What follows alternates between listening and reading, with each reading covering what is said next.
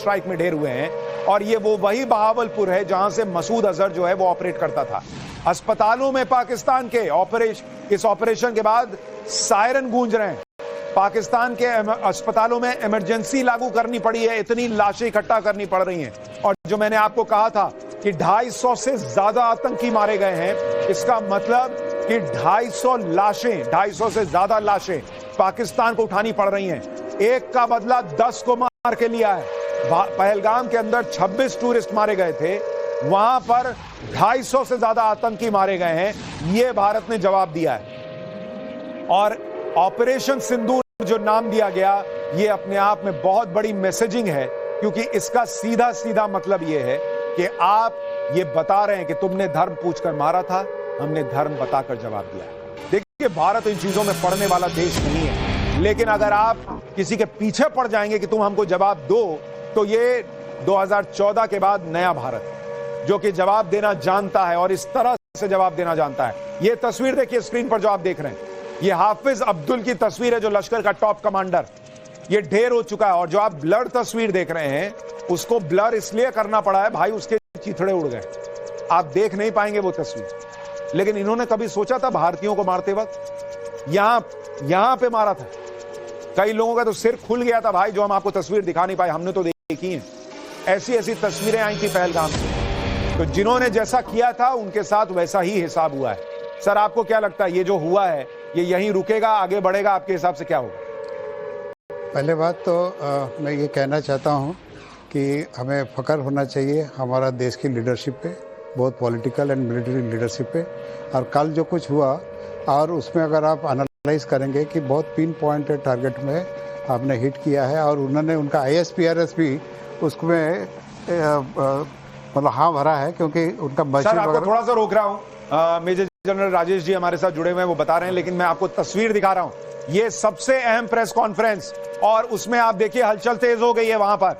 अब कभी भी किसी भी वक्त ये प्रेस कॉन्फ्रेंस शुरू होगी। हालांकि ऑफिशियल टाइमिंग में अभी 18 मिनट बचे हुए हैं, लेकिन ये प्रेस कॉन्फ्रेंस जब शुरू होगी हम आपको सीधे वहां लिए चलेंगे।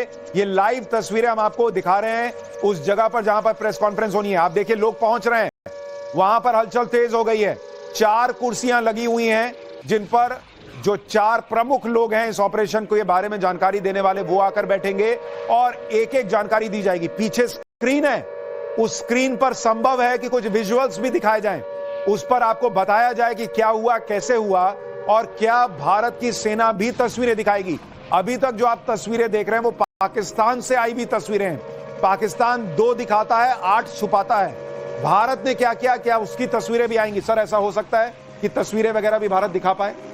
बिल्कुल, क्योंकि हमारा जो भी एक्शन वहाँ पे हुई है, तो यहाँ से भी हमने देखिए तीनों सेना ने कोऑर्डिनेटेड एफर्ट किया है। तो हमारा भी जो एयरफोर्स वालों ने आकाश मार्ग से भी उन्होंने कुछ तस्वीरें ली है जो नज़दीक में है। जो 140 किलोमीटर दूर में जो टारगेट था, वहाँ का जो तस्वीरें हैं उसके लिए भी हमारा जो सैटेलाइट्स वगैरह से भी उसकी इमेज आई है, और कुछ इमेज उनके जो लोकल मीडिया से भी आई है। तो और उनका ISPRS भी पुष्टि किया है कि भाई उनकी जो टारगेट थी, जो मस्जिद वगैरह जहाँ से एक्चुअली आतंक का हेडक्वार्टर थी, वो सब हिट हुआ है। और उसमें से जो आज की जो खलबली बची हुई है, उससे पता लग रहा है कि हमने सही ठिकाना में सही समय पे उनको सही जवाब दिए हैं। और उनका आतंकवाद की जो बड़े बड़े नेता थे, उनमें से कई लोगों को हमने ढेर किया है। सर, ये जो एक बड़ी खबर अभी तक जो आ रही है, हालांकि अभी उस पर क्लैरिफिकेशन आ जाएगा या उस पर जो है पूरी जानकारी आ जाएगी कि तीनों सेनाओं ने अटैक किया है, ये अभी तक कहा जा रहा है। लेकिन जो हम तस्वीरें देख रहे हैं वो मोटे तौर पर एयरफोर्स ने क्या किया है वो दिख रहा है। अगर तीनों सेनाओं ने एक साथ अटैक किया है, नेवी ने भी किया है, आर्मी ने भी किया है, इसका मतलब अभी तो बहुत तस्वीरें आने बची हुई हैं सर। बिल्कुल, तीनों सेना का कोऑर्डिनेटेड एफर्ट था। आप इसमें देखिए, जो 9 टारगेट को हमने हिट किया है, 140 किलोमीटर दूर तक हमने हिट किया है। तो उसमें से पता चलता है कि हमारा जो तीनों सेना का कोऑर्डिनेशन कितनी बेहतर रही है। और हमने एक सरप्राइज एलिमेंट भी हमने जो अचीव किया है, जिसको किसी को भी पता नहीं रहा, अंदाज नहीं रहा, हमें भी अंदाज नहीं रहा है देशवासी को। ये बड़ा अच्छी बात है, ताकि सरप्राइज होने से अच्छा रहता है, हमारा सक्सेसफुल रेट बढ़ता है। तीसरा सबसे इम्पोर्टेंट मुद्दा है कि हमने उनका एयर डिफेंस सिस्टम को भी भेद किया है। उनका एयर सिस्टम जो एयर डिफेंस सिस्टम है उन्होंने उनको एक्टिवेट नहीं कर पाया जो हमारा। देखिए एक और बड़ी खबर आ रही है, अमित शाह ने उमर अब्दुल्ला से बात की है, जम्मू कश्मीर के एलजी से भी अमित शाह ने बात की है।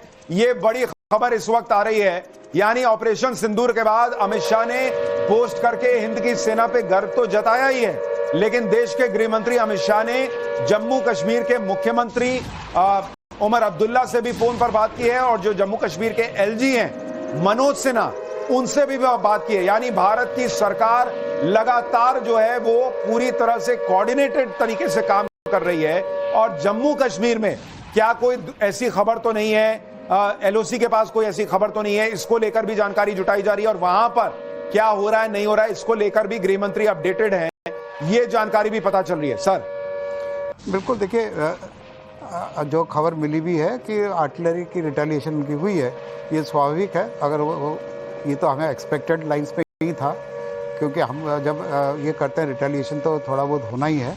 और ये जो अभी सिचुएशन है, हमारा देश लड़ाई में है, तो इसमें से army, navy, air force, political leadership, हर नागरिक उसी का हिस्सा है। तो इसमें ये नहीं कि खाली आर्मी लड़ रहा है, पूरा देश लड़ रहा है। और देश में इसीलिए जो बातचीत चल रही है, अब कोई मुख्यमंत्री से बात कर रहे हैं, गृह मंत्री, ये सब स्वाभाविक चीज़ें हैं, नॉर्मल प्रक्रिया है। और हम पूरा तैयारी कर रखे हैं, ताकि आगे की जो भी कुछ घटनाक्रम होगी उसमें से हम उचित जवाब सही समय में। देखिए एक और बड़ी खबर, अमित शाह ने बीएसएफ के डीजी से भी बात की है, तो लगातार अमित शाह भी एक्शन मोड में है। बीएसएफ के डीजी से बात कर रहे हैं, एलजी मनोज सिन्हा से बात कर रहे हैं, जम्मू कश्मीर के मुख्यमंत्री उमर अब्दुल्ला से बात कर रहे हैं, और 11 बजे सीसीएस की बैठक होनी है। वहां पर सीसीएस की बैठक में जैसा मैंने आपको बताया कि वहां पर गृह मंत्री अमित शाह तो होंगे ही, रक्षा मंत्री राजनाथ सिंह, विदेश मंत्री एस जयशंकर, और जो वित्त मंत्री हैं निर्मला सीतारमण वो मौजूद होंगी, एनएसए अजीत डोभाल मौजूद होंगे, और प्रधानमंत्री नरेंद्र मोदी तो होंगे ही होंगे।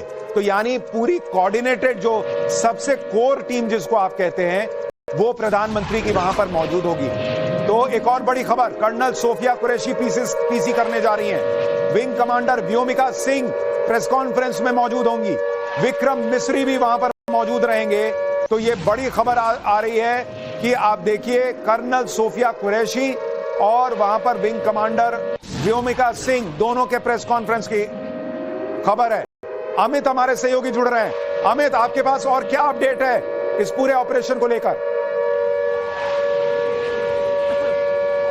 देखिए दो चीजें हैं। पहली बात तो ये कि जो ऑपरेशन के बारे में थोड़ी देर प्रेस कॉन्फ्रेंस होने वाली है, जिसमें विदेश मंत्रालय और सेना के अधिकारी वहां पर ब्रीफ करेंगे। लेकिन दूसरी तरफ गृह मंत्री अमित शाह ने थोड़ी देर पहले बीएसएफ डीजी के साथ, एलजी मनोज सिन्हा और मुख्यमंत्री उमर अब्दुल्ला के साथ फोन पर बात की है, और उन्हें ये निर्देश दिए हैं कि जो लगातार सीज फायर वायलेशन पाकिस्तान की तरफ से की जा रही है, जो गोलाबारी हो रही है, सिविलियंस को टारगेट किया जा रहा है, तो ऐसे में जो भी सिविलियंस जो बॉर्डर एरिया में, उनको सुरक्षित स्थान पर पहुंचाया जाए, उन्हें बंकरों में पहुंचाया जाए, ताकि उनको सुरक्षित किया जाए। और उनकी सुरक्षा हमारी प्राथमिकता है। पाकिस्तान को जवाब तो देना ही है, लेकिन अपने लोगों को सुरक्षित करना भी हमारी प्राथमिकता है। तो ये इसको लेकर गृह मंत्री अमित शाह लगातार एलजी से, बीएसएफ डीजी से संपर्क में भी है, फोन पे भी बात की उमर अब्दुल्ला से, और लगातार वहां पर जो हालात है उसको मॉनिटर कर रहे हैं गृह मंत्री अमित शाह। तो आप अंदाजा लगा सकते हैं कि ऑपरेशन सिंदूर के बाद एक तरफ जहां प्रेस कॉन्फ्रेंस की तैयारी है, तो वहां पर अमित शाह लोगों को कैसे सुरक्षित रखा जाए, इसकी जिम्मेदारी अमित शाह ने उठाई हुई है।